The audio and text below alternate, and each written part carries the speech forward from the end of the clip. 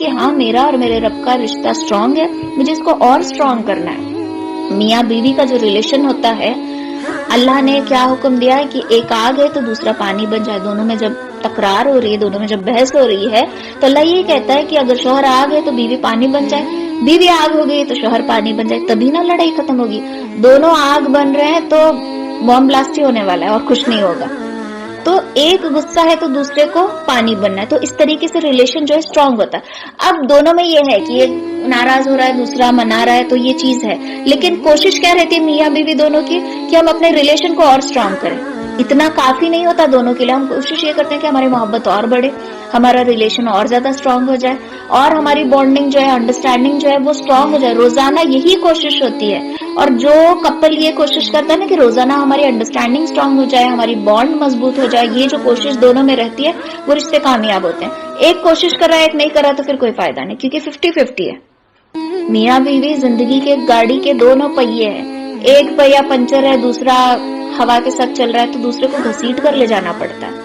دونوں ایک دوسرے کے اوپر ڈپینڈ ہے، دونوں کا اس میں گیو اینڈ ٹیک ہوتا ہے، دونوں 50% اپنا اپنا دینا پڑتا ہے۔ نہیں صرف بیوی ہی کرے گی، شوہر نہیں کرے گا تو نہیں چلے گی گاڑی، شوہر ہی کرے گا، بیوی نہیں میں تو ایجوکیٹڈ ہوں میں نہیں کرنے والی، تو گاڑی نہیں چلے گی۔ یہ غلطیاں ہم کرتے ہیں، ٹھیک ہے؟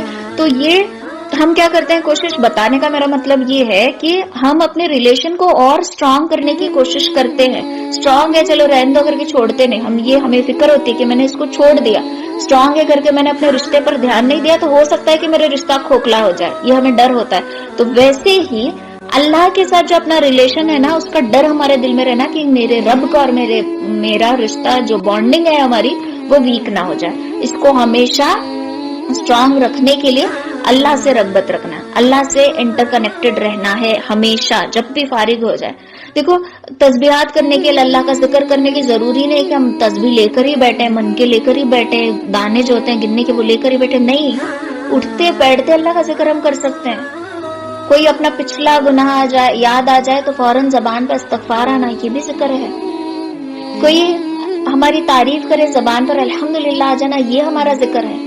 ساری چیزیں اٹھتے بیٹھتے اللہ کی یاد ہمارے زبان پر رہنا، ہمارے دل میں، دیکھو جب ہمارے دل میں اللہ کی یاد رہے گی تبھی نہ ہمارے زبان سے الحمدللہ نکلے گا۔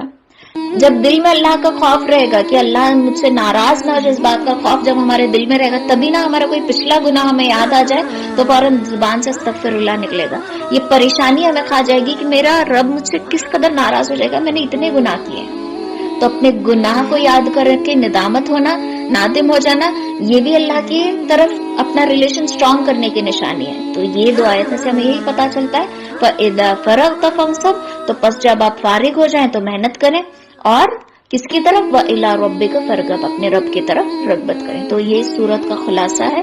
امید کرتی ہوں کہ آپ لوگوں کو سمجھ میں آئی ہوگی، اور انشاءاللہ اس کے بعد ہم یہ کوشش کریں کہ کتنی بھی بڑی سے بڑی پہاڑوں جیسی پریشانی ہمارے اوپر کیوں نہ آ جائے، پہاڑوں جیسی استقامت ہمارے اندر آ جانی چاہیے۔ یہ ہمارے ایمان کی نشانی ہے۔ یہ جو آیت ہے ان مع العسر یسرا، بے شک مشکل کے ساتھ آسانی ہے، اس کو ہم اپنی زندگی میں ڈھالیں گے، اس پر ہم یقین رکھیں گے کہ اللہ کا وعدہ جھوٹا نہیں ہو سکتا۔ اور اگر ہمارے دل میں پھر شیطان وسوسہ ڈال رہا ہے کہ تم تو اتنے نیک نہیں ہو، بھلا تمہارے لیے اللہ کیسے آسانی پیدا کرے گا، تو فوراً اس کے پہلے کی آیت کہ اللہ تعالیٰ نے وَرَفَعْنَا لَكَ ذِكْرَكَ کا وعدہ پورا کیا ہے، تو اللہ یہ بھی وعدہ یقیناً پورا کرے گا، ٹھیک ہے۔